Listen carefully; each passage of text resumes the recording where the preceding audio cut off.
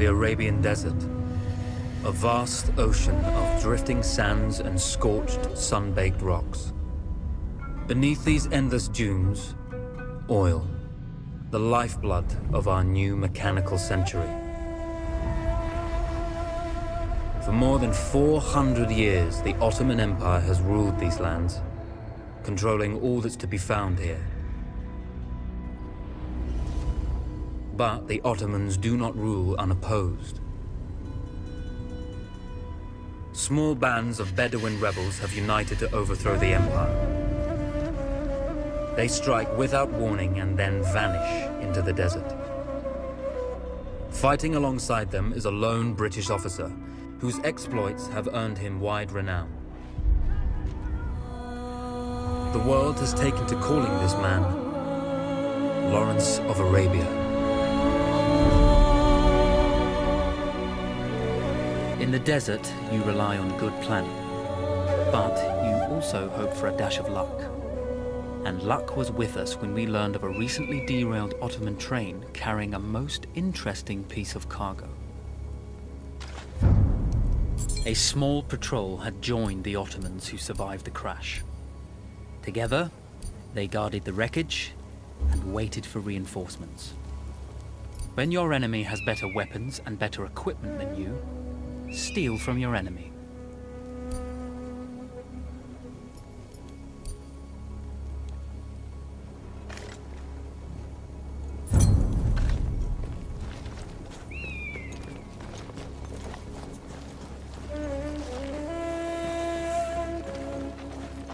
A lone fighter has just one advantage over a large enemy force.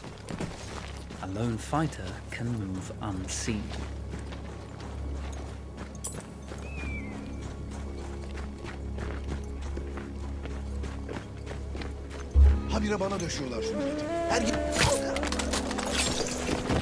Though powerful and efficient, firearms would often attract attention. You had to be prepared for the Ottomans to respond in kind.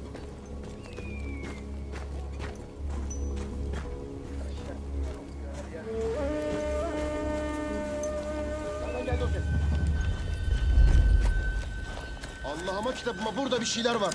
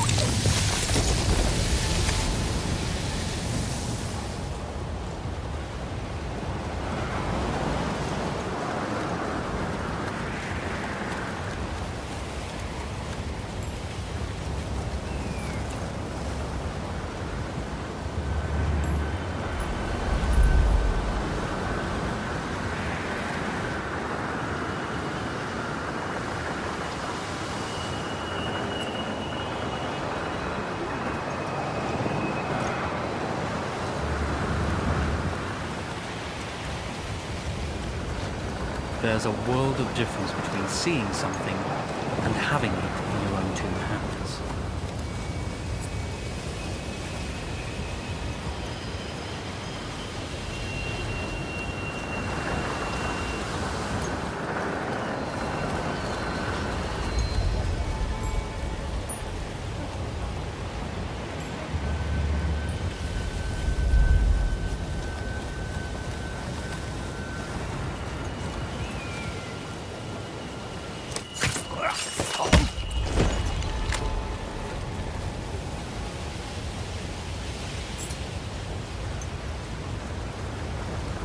Set it for any shape. Bırak hocam ama yine mi?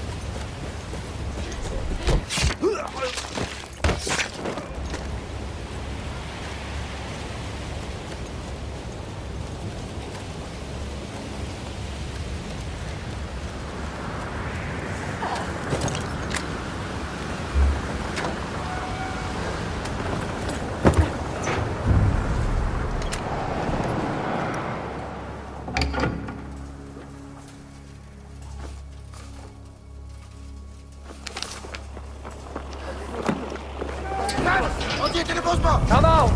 It's over.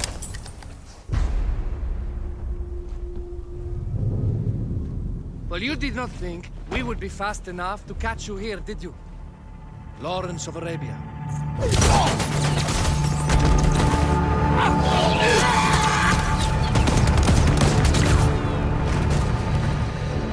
Actually, I was rather depending on it. Lawrence. Well, this is very clever. Now the hunter becomes the hunted. So who might you be? How enchanting you are, my dear. Ahmed. I'll show you enchanting. If it weren't for you, I'd be free. Free, is it?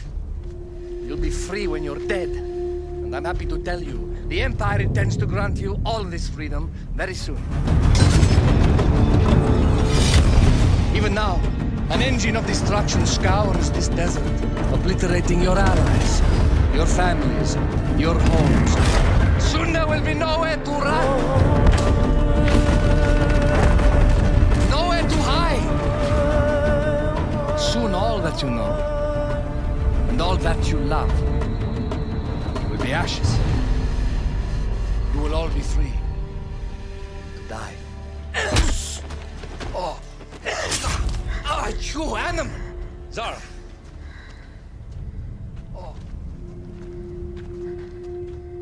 Now I understand that you would like nothing more than to strip the flesh from that man's feet and send him off into the desert naked to die. But think about it. You're right. I'm sorry. My friend here, she can be a little brusque. You're going to tell me how to lie to your train, so we can lure it into a trap and destroy it. Impossible. To even begin to talk to that train, you would need an entire book of communication codes. Oh, like this one, you mean? You can never stop the progress of machines! One day, the whole world will take your lands and the precious black gold beneath its sands. We shall see, my friend.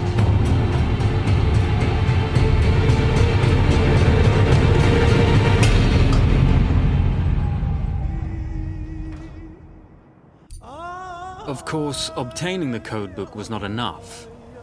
To destroy this Iron Dragon, this Canavar, as the Ottomans had named it, we had to send it 3 encrypted messages telling it to stand down.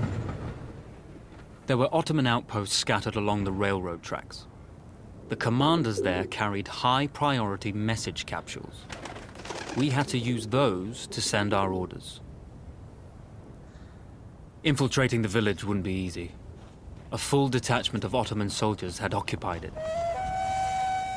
The Ottomans had chosen an isolated location for their desert outpost. It seemed lightly defended. It was also well stocked with arms and equipment. The ancient ruins were all that remained of a civilization now lost to time.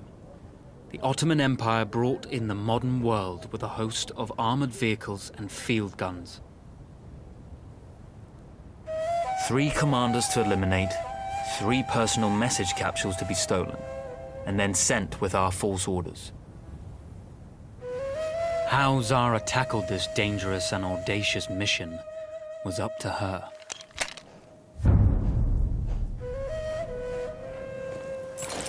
The Bedouin treasured their horses, and in return, those animals granted their riders unparalleled speed and mobility.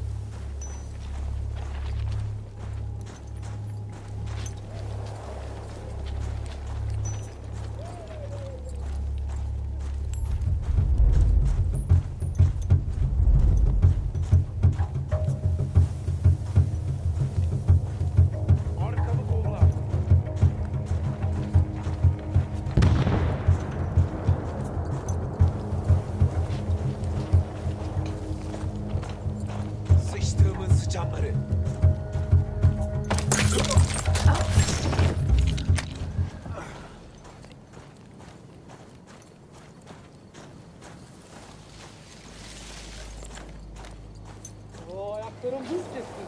Eksik yavruların suçu bu harp. Şşş! İşitecekler lan!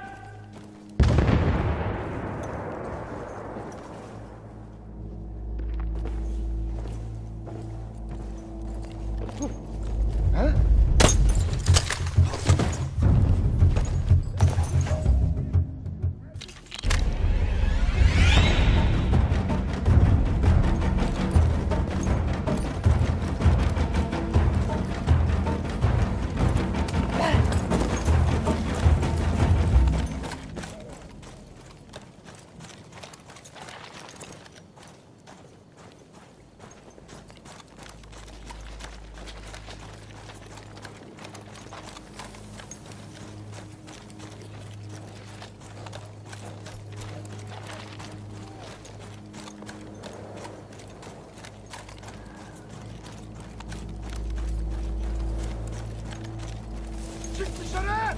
Çıksana lan domuz!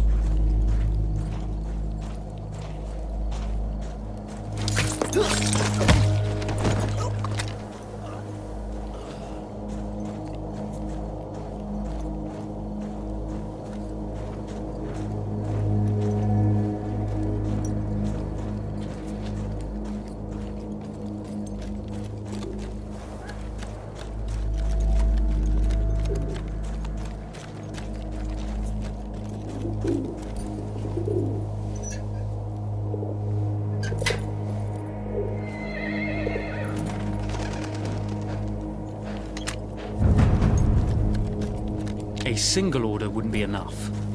Ottoman protocol required the message to be received in triplicate before the train would acknowledge it as genuine.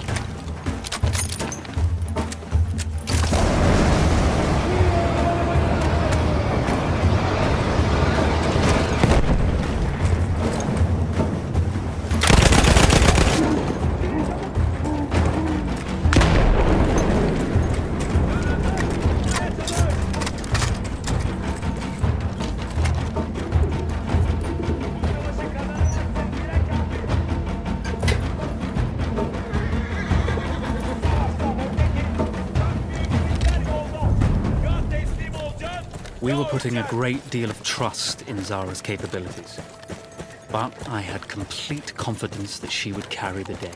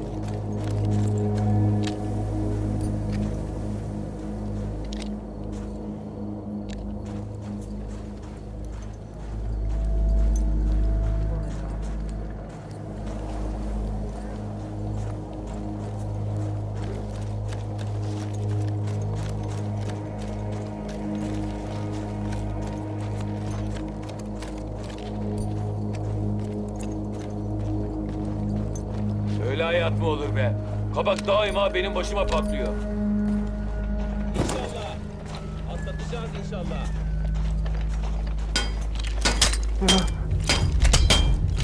Ne diyor?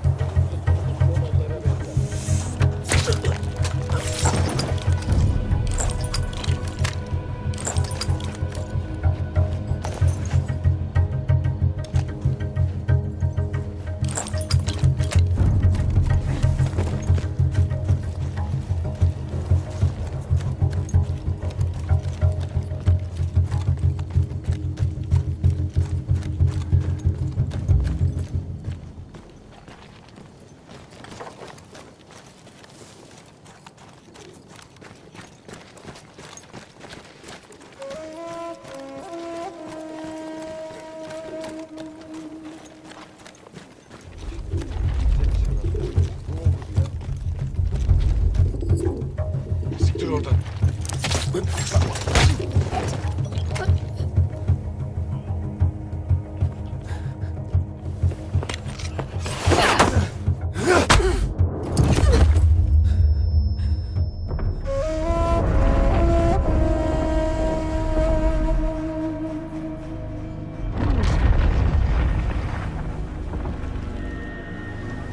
Although you see, the message had already been sent, my dear. Not the message you would have wanted. Lawrence was such a good host. It almost seemed rude to escape. I made sure to note the location of Lawrence's camp, of course. Which means... the train knows too. Twice, you told that train everything was clear. But... I told it exactly where to attack.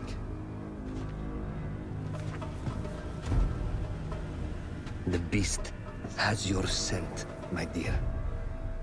And it's coming to slaughter you and your little band of rebels.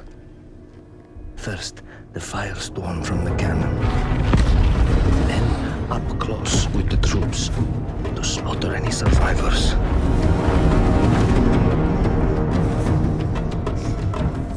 The legend of Lawrence of Arabia dies tonight.